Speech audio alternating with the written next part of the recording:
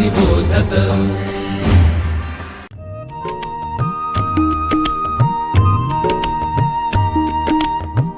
विवेकी अक्षर विवेकी लेखन सुश्राव्य वाचन श्रवणार्थ चरित्रे संस्कारी धीरवीर गाथा रम्य बालकथा अनुभवा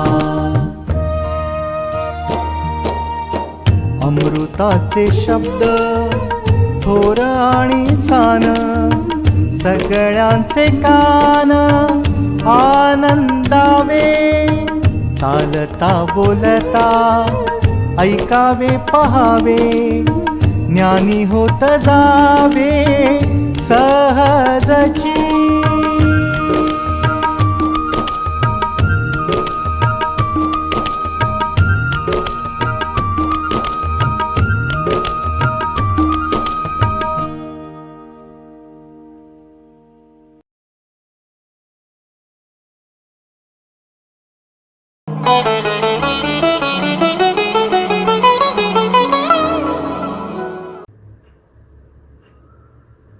नमस्कार, मी ओजस फडके व मी समर्थ रामदास स्वामी विवेकानंद हे सुनील चिंचोलकर लिखित पुस्तकातील दुसरे प्रकरण वाचून दाखवणार आहे।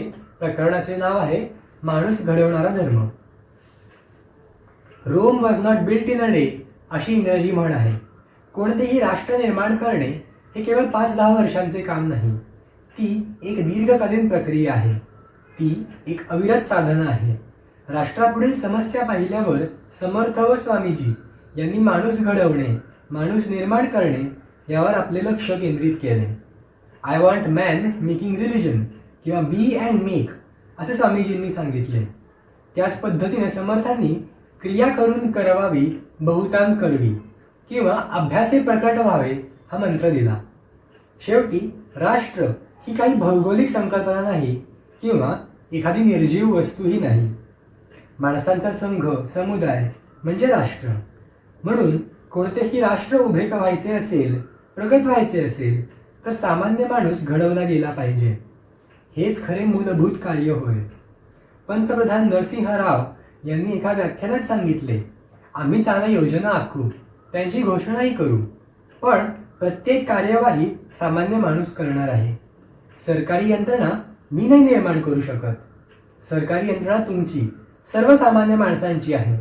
योजना खूप चांगली असूनही अधिकारी जर भ्रष्टाचारी असतील तर काय उपयोग? याचा अर्थ सामान्य माणसाचे चरित्र घडवणे अत्यंत महत्त्वाचे आहे। हेच काम समर्थ व स्वामीजी यांनी केले। 10 ते 20 या वयोगटातील सुमारे 1400 साधकांना समर्थांनी अनुग्रह दिला व त्यांच्या मनोभूमीवर राष्ट्रभक्तीचे बीज पेरले। हेच कार्य स्वामीजींनी विविध मठातून तरुण संन्याशांची फळी तयार करून केले। तेव्हा चारित्र्य संपन्न माणूस तयार करणे व राष्ट्र निर्मितीच्या कार्यासाठी त्याने जीवाचेच यज्ञकुंड बनवणे दोघांना अभिप्रेत होते। अशी मूठभर चारित्र्य संपन्न माणसे ही त्या राष्ट्राची खरी शक्ती व खरी संपदा असते। कर्मयोगात स्वामीजी म्हणतात, एखाद्याचे चारित्र्य तुम्हाला खरोखर नीट जोखायचे असेल तर त्याच्या मोठमोठ्या कार्याकडे लक्ष देऊ नका। प्रसंग विशेषी एखादा ठोम्या देखील वीर सजून शौर्य गाजवू शकेल। अशा माणसावर तो अगदी मामूली कामे उरकीत असताना लक्ष ठेवा। वस्तुतः त्याच्यातूनच तुम्हाला थोर पुरुषाच्या खऱ्या चारित्र्याचे दर्शन घडू शकेल। हाच विचार मांडताना दासबोधात समर्थ म्हणतात, लहान थोर काम काही केल्या वेगळे होत नाही, कारण त्या सावध पाही सदैव होसी। अंतरी नाही सावधानता, येत न ठाकेला पुरता, सुख संतोषाची वार्ता तेथे कैंची। समर्थांनी महंताला अखंड सावधानतेची सूचना दिली। यात साधी साधी कामे एकाग्रतेने व मनापासून करण्यास अभिप्रेत होते। थोडे दुर्लक्ष झाले की ज्याचा ज्याचा जो व्यापार तेथे असावे खबरदार, दुष्टितपणे तरी पोर वेढा लावी। निरंतर युद्ध आणि पवित्र कार्य करीत राहण्यातूनच माणसाचे चारित्र्य विकसित होत असते। कर्मयोगात स्वामीजी म्हणतात, या पृथ्वीच्या पाठीवर जेवढे म्हणून प्रचंड इच्छाशक्ती संपन्न पुरुष श्रेष्ठ उदयास आले आहेत त्यातील सर्वजण प्रबल कर्मी होते. अवघ्या दुनियेची उलथापालथ करण्याची शक्ती त्या नरश्रेष्ठांच्या अंतरात सळसळत होती. बुद्ध वा येशूसारखी प्रचंड इच्छाशक्ती काय एकाच जन्मात लाभणे संभवते? त्यांच्यामधून ही महान शक्ती प्रकट झाली. तिचे उगमस्थान कोणते? ही शक्ती क्रमशः अधिकाधिक प्रबल होत होती. ही लायकी, हा अधिकार आम्हाला कर्मानेच प्राप्त होतो. आम्ही कशाचे अधिकारी आहोत ते आमची कर्मे ठरवतील. आपण करीत असलेले प्रत्येक कार्य, आपली प्रत्येक हालचाल, आपल्या मनातील प्रत्येक चिंतन आपल्या चित्तावर असल्या प्रकारचा संस्कार ठेवून जात असते. आपण प्रतिक्षणी जे काय आहोत त्याला आपल्या चित्तावरील हे संस्कारपुंजच जबाबदार आहेत. आता सध्याच्या घटकेस मी जे काही आहे ते माझ्या गतजीवनाच्या संस्कार समष्टीचाच परिणाम होय. एखादी व्यक्ती जर सतत वाईट शब्द ऐकेल, वाईट विचार चिंतील व वाईट कामे करील तर तिचे मन या सर्व वाईट संस्कारांनी भरून जाईल. ती व्यक्ती त्या संस्कारांच्या हातातील एखाद्या कळसूत्री बाहुलीप्रमाणे होऊन जाईल. ते जबरदस्तीने तिला वाईट प्रकार्यास प्रवृत्त करतील. जो नियम वाईट संस्कारांना तोच नियम चांगल्या संस्कारांना लागू आहे. माणूस जेव्हा चांगली कृत्ये वा चांगले विचार मोठ्या प्रमाणात करतो तेव्हा सत्कार्य आचरणाची एक अनिवार्य प्रवृत्तीच त्याच्या ठायी निर्माण होते. बुद्ध्या कुकर्म करायचे त्याने मनाने ठरवले तरी त्याचे समस्त संस्कारांचे समष्टी स्वरूप मन तसे करू देणार नाही. जेव्हा असे होते तेव्हाच व्यक्तीचे शील बनले असे म्हणता येईल. तुम्ही त्याला कुठेही सोडा, कुणाच्याही संगतीत ठेवा, त्याला कसलाच धोका नाही. संस्कारांचे महत्त्व यावरून ध्यानात येईल. तरुण वयात कोवळ्या अंतःकरणावर हे ठसे स्वच्छ व स्पष्ट उमटतात, कारण मन कोरीपाटी असते. म्हणून समर्थ व स्वामीजी यांनी तरुण शिष्य भोवताली गोळा केले. माणूस निर्मितीबद्दल दासबोधात समर्थ म्हणतात, ऐक शिष्या सावधान, आता भविष्य मी सांगेन, जया पुरुषास जे ध्यान, तयासी तेची प्राप्त. अवगुण सोडिता जाती, उत्तम गुण अभ्यासिता येती, कुविद्या सांडोन सिकती, शहाणे विद्या. मूर्खपण सांडिता जाते, शहाणपण सिकता येते, कारभार करता उमगते, सकळ काही. हे सकळ गुणापासी गती, सगुण भाग्यश्री भोगती, अवगुणास दारिद्र्य प्राप्ती, येदर्थी संदेह नाही. उत्तम गुण स्वये घ्यावे, ते बहुतास सांगावे, वर्तल्या विण बोलावे, ते शब्द मिथ्या. जेही जैसे संचित केले, तयास तैसेची घडले, जे अभ्यासी पडोन जडले, ते तो सुटेना. जैसे जैसे करावे, तैसे तैसे भरावे, हे जयास नेणावे, तैसे ते तो एक मूर्ख. हे अवघे आपणापासी, एक बोल नाही जनासी, सिकवावे आपल्या मनासी, क्षणक्षणा. तने मने जिजावे, तेणे भले म्हणून घ्यावे, उगेची कल्पितासी नावे, लागेल पुढे. माणसाचा स्वभाव हा त्याला सुखी अथवा दुःखी करणारा सर्वात प्रभावी घटक आहे. तो स्वभाव संस्काराने प्रयत्नपूर्वक बदलणे हेच चारित्र्य संवर्धन होय. हे चारित्र्य जोपर्यंत निर्माण होत नाही तोपर्यंत मनुष्य कधीही सुखी होऊ शकणार नाही. म्हणून शास्त्रात श्रेयस व प्रेयस हे दोन स्तर सांगितले आहेत.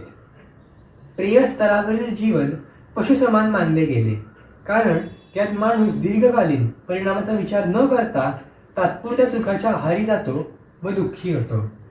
श्रेयसाच्या स्तरावरील जीवनात संयमाला असाधारण महत्त्व आहे. त्यात तात्पुरते कष्टप्रद वाटले तरी माणूस दीर्घकालीन व सर्वव्यापी चांगले परिणाम लक्षात घेतो. कर्मयोगात स्वामीजी म्हणतात, माणूस यह कश्चित 4 रुपयांच्या लाभाने धावपळ करतो. त्या तुच्छ लाभासाठी स्वतःच्या शेजाऱ्याला फसवतानाही त्याचे मन कचरत नाही. तो जर हा लोभ आवरून धरू शकेल तर थोड्याच दिवसात त्याचे चारित्र्य असे काही बनून जाईल की त्याने गजांत लक्ष्मीची वांछा केल्यास ती देखील त्याला प्राप्त होईल. ज्याप्रमाणे काही जनावरांना अगदी थोड्याच पावलांपलीकडे काय आहे हे दिसू शकत नाही, त्याचप्रमाणे आमच्यातील पुष्कळांना देखील अगदी थोड्याच कालापलीकडे दिसू शकत नाही. आपण जणू एखाद्या संकुचित वर्तुळामध्ये घुटमळत असतो. संयम म्हणजे तर शक्तीचा सर्वोच्च विकास होय. अज्ञ लोकांना हे रहस्य अवगत असत नाही. काम करून अंमळ वाट बघण्याची कळ सोसल्यास आपणासही समस्त जगतावर अंमल गाजवता येईल हे त्या निर्बुद्ध लोकांच्या ध्यानातही येत नाही. अविवेकी माणसाला शंकराचार्य पशु म्हणतात ते याच अर्थाने. तात्पुरत्या लाभासाठी जो लोभाच्या आहारी जातो त्याला समर्थ आत्महत्यारा असे म्हणतात.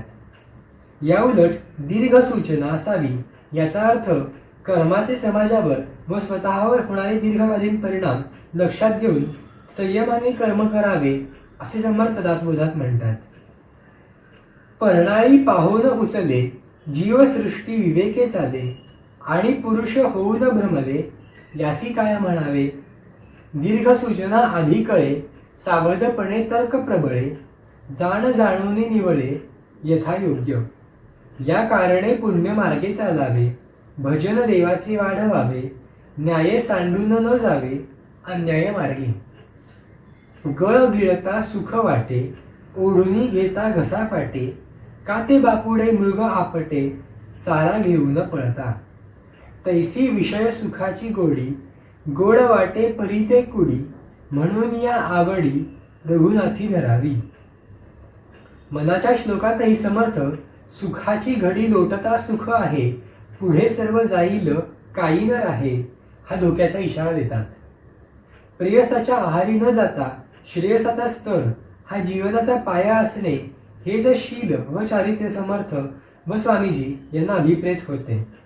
माणसानेच मनावर घेतल्यास हे ध्येय त्याला गाठता येईल हेच दोघांचे मत होते.